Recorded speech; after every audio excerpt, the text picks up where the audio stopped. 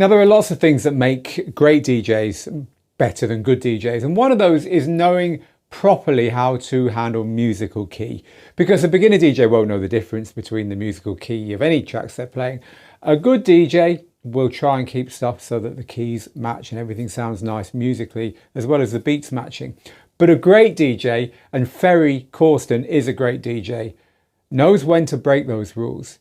In this lesson, taken from our Ferry Corsten's Trance Mixing Masterclass, Ferry explains his approach to musical key and shows you in some detail how to perform a transition where the keys of two tracks are different. Just as importantly, he explains when you should and shouldn't use this. Now, it's an advanced lesson, but anyone can follow it. It's very clear. I hope you enjoy the teaching style. And if you do like this, it's taken from the course, which we will tell you more about at the end. But first, I want you to see the video. So settle back, and whatever gear you've got, in fact, whatever music you're into, I'm sure this is a lesson that you will find useful. Let's take a look. So you've seen me doing a mix of a daring mix and a clean mix, basically, with two tracks in the same key.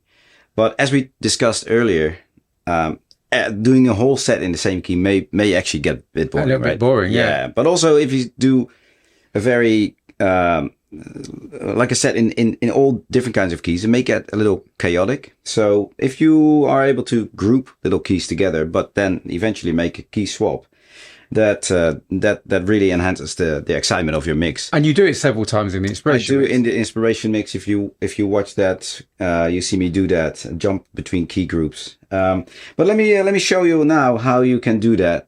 Let's do it first in a clean way, and then the more daring way. Because we've already seen you do that in the same key, the clean way and the daring way. So this is if you want to change key to the safe way and the more kind of like, to be honest, the more normal way, because this is how the second complicated version here is the one you tend to do more. That's very often what happens in real life, let's say. But let's give it a try. Let's give it a go.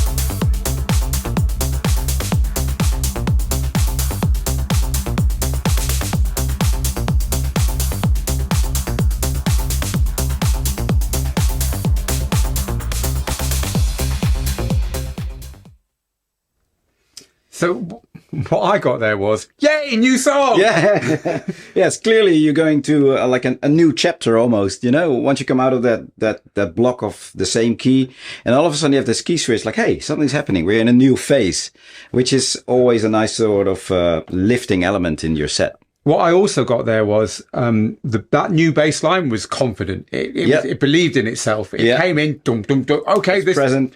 And I guess, is there something about when you're going to make such a big switch between two songs that are in totally different keys, make sure the bit coming in is big enough, but also simple enough to just kind of grab everyone's attention. Yes. You don't want it to be trying to do something clever. That wasn't clever. That was just, here we are, one note, we're in, it's a new bass line. Yeah, and it sets you up for a new, it sounds strange, but a new sense of understanding what's going on, right? Like in a movie scene, for example, when you swap scenes, You don't want too much going on in the new scene immediately because people have got to get used to what. Yeah, where am I in the storyline? So, here we are. We're walking on the street, and then stuff starts happening, right? So really, you can't get more simple than a beat and a bass line. That Yes. is the foundation of everything, and that's what we switched to. Exactly. We didn't switch to something trying to be too clever in a new key. No. It's very straightforward, and there we are. But there's also a bit more of a daring way, and which is more real life, you know. So when you switch to this one, let's just, we don't need to listen to it again to check it, but when you switch to this one, that one, the old bass line had gone, right? It was all that was left was beats. Yeah, pretty much. Okay, yeah, that cool. was a bit... So you were playing safe. Yeah. And now I'm going to swap it when there's still bass line going on and lots of other stuff, and the new bass line comes in already. Okay, so this... And it's actually in a key that is not... compatible at all. No, not instantly. And okay, cool. So we're going to, if you've got two tracks that are in totally different keys or totally random keys, and you're worried, don't worry, just do this. It can happen. Right, let's go.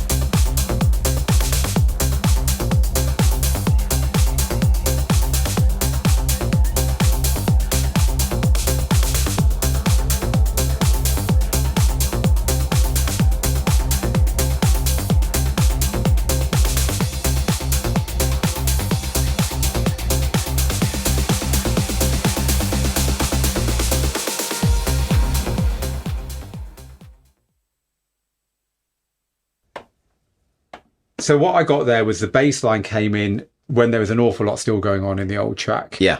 It was the vocal ended, and then a new bass line came in immediately. She was in fact still singing the final word. There's still an echo or like a delay sort of effect of the vocal continuing and some of the little musical elements. But I think what is really important is to make sure that when you do this, even though harmonically they're not instantly compatible, it's more a matter of them not clashing and being very conflicting.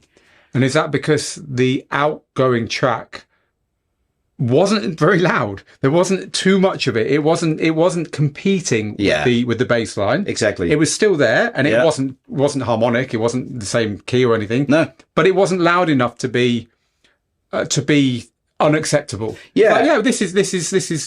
It's almost, noise is the wrong word. Yeah, but it's. I think this track, the outgoing track, was actually after the whole vocal part was already saying like, okay, I'm done here. So you can have the stage, right? And that's when this one took over. So I think that's almost like a way of treating it, really, giving the stage to the next actor, if you will. While the old actor is still just wandering off. Yeah. And just because their costumes clash, it doesn't matter because everyone's attention is on the new one now. On the new one. That's the main important, the most important thing, really. Yeah. Great. So it's okay to do this as long as you think about the balance. And again, as we said in the last example, think about whether there's two big things competing as opposed to an old thing slinking off quietly in the background. Exactly. That's it. Yeah. So I think the takeaway from that is that musical key is important. Musical key keeps your sets coherent, but at the same time, stick to one musical key and it can get a bit boring. So Ferry's approach of having groups of keys and then knowing how to move between parts of your set that are in the same or a compatible musical key is absolutely solid. And I do hope you enjoyed that, but also I hope you enjoyed the teaching style. I hope you enjoyed the way we helped Ferry to explain that. And if you did, again, to remind you, this has come from our Ferry Corsten's Trance Mixing Masterclass course, where over nearly 90 lessons, Ferry goes into a lot of detail, not only about mixing, which is of course the bulk of the course, but also about gear, setting up gear, using any kind of gear to play this style of music on, not just what he uses, and music, how to assemble music, how to prepare your music, how to get your music ready to play sets with. And then once we've got past the mixing, Ferry talks about performing and about some of the secrets of his success and how they translate to you if you're trying to succeed as a DJ as well. It's an awesome course. The link is underneath for you to take a deeper look at this brand new course from Digital DJ Tips. But again, I hope you enjoyed the lesson. So meanwhile, from me, Phil, here in the studio, get good, get out there, make the moments, and we'll see you very soon.